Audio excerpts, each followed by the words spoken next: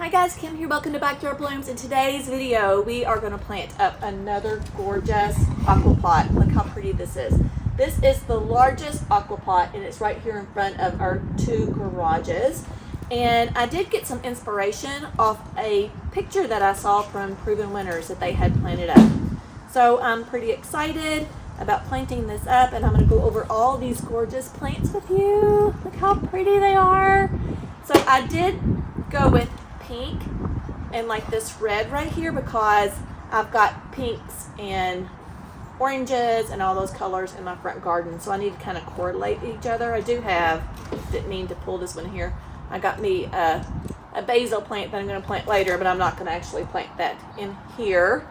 Let's just kind of take that away and add this. So I have 10 plants here that I'm going to plant in this container, and I apologize if you hear the flag right behind me because it's just a little bit windy today, but I'm really excited about that. But however, whenever you see me plant today, put this down, I'm going to talk about the plants, but I'm also going to go over scripture today too, why I plant. And I saw this came in the mail, and I felt like just God gave me a sign like that he wants me to go over this verse right here. So evidently this is from like a church that's local that I've not been to. It's community church at Lake Wiley. Like I said, I've not been there, but we got a card inviting us to come to their Easter services. And this says, "Your sorrow will turn into joy," and it's from John 16:20. So we're going to read that verse and then go over the study guide in that why you see me plant. But I want to talk about these plants first before I get started. So let's start off with this gorgeous coleus. Yes, you can plant coleus in sun or shade. This one you can do in both, but you have to go with the Color Blaze series. So this one is called Color Blaze Torchlight, and it says sun or shade, and this one gets 24 to 40 inches tall. So we want to plant this either on the side or towards the back because it is going to get a little bit tall. I bought 2 of these, and I thought, let me show you. This pink right here would go gorgeous with this pink right here from this begonia. Isn't that beautiful? So we're going to do that. This also is a begonia, but it also does more sun. And this one is called the Surefire. So this one's Surefire Rose, but there's several different colors. It'll be Surefire, whatever colors they have. This one will get 12 to 24 inches tall, and it takes sun to shade. So both of these will go either in sun or shade. Isn't that awesome? Like, I love that. And then I've got several thrillers in here. So this is going to be one of my thrillers. Of course, you know, this coleus will eventually be a thriller as well. But one of these thrillers is called Rockin' Fuchsia. And this one gets 24 to 36 inches tall. And like I said, it is a fuchsia color, full 2-part sun as well. There's the tag on that, and really no blooms yet, but look how gorgeous that's going to be, especially up against this. Isn't that going to be pretty?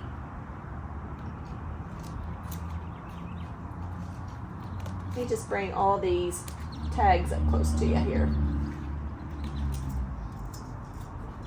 And then another one that I'm really excited about too, and I'm just going to plant one in this container because I've got several that I'm going to plant on the skinny side garden.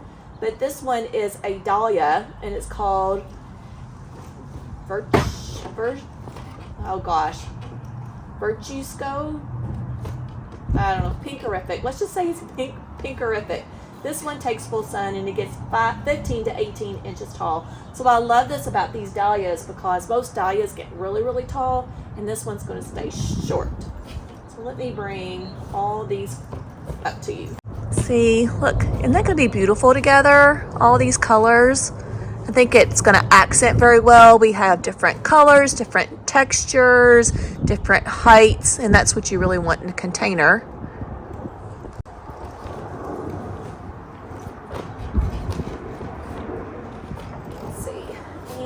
And I'm going to have several thrillers in here. This one is going to be a thriller as well.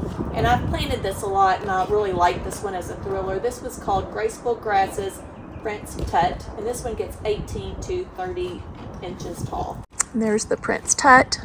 Like I said, that's going to be one of my thrillers as well. So I'll either plant that in the middle or towards the back. Okay, two more plants that I want to talk about. This one's called Diamond Snow, and this one will be towards the front of the container. There's different types of euphorbias. Snow is more like compact and has more white on it than some of the other euphorbia from Proven Winners. This takes full to part sun as well, and it gets 12 to 18 inches tall. Look how beautiful that is. So that's going to be like towards the front of the container. And then we always need a spiller, right? So this one's called Sweet Caroline Sweetheart Mahogany. And this one, it says 6 to 16 inches, but it will like trail all the way down this container. And look how beautiful that is. Love the heart shape. So like I said, different textures, different colors. It's going to be beautiful. I'm really, really excited about this container this year. All right, you guys, so let me tell you about the scripture. John 16, verse 20. You find it here. Okay, so it says, I tell you the truth, you will weep and mourn over what is going to happen to me, but the world will rejoice. You will grieve, but your grief will suddenly turn to wonderful joy. Now, when you go back to verse 16, it talks about Jesus teaches us about using his name in prayer. And verse 16 says, in a little while you won't see me anymore, but a little while after that you will see me again. And I guess he was talking to his disciples about what's going to happen. Like he's going to die on the cross and then he's rose again in 3 days. So I'm assuming, without reading everything right here, that that's what he's talking about. So like I said, if you want to learn more, you can go to John 16. And then, let me read it again.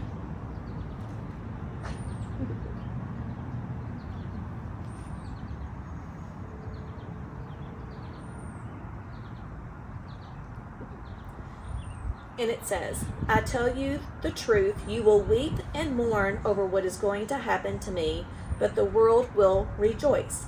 You will grieve, but your grief will suddenly turn to wonderful joy. And then into the bottom part here for the teaching, John 16, verse 20. What a contrast between the disciples and the world. The world rejoiced as the disciples wept, but the disciples would see Jesus again in 3 days and rejoice. The world's values are often the opposite of God's values. This can cause Christians to feel like misfits. But even if life is difficult now, one day we will rejoice. Keep your eye on the future and on God's promises. So I really do love that. Let me see what verse 16 said.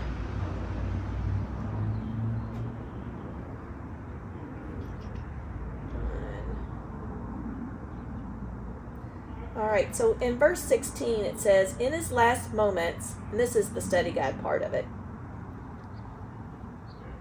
In the last moments with his disciples, Jesus warned them about future persecution, told them where, when, and why he was going, and number 3, assured them that they would not be left alone, but the Spirit would come. Jesus knew what lay ahead, and he did not want the disciples' faith shaken or destroyed.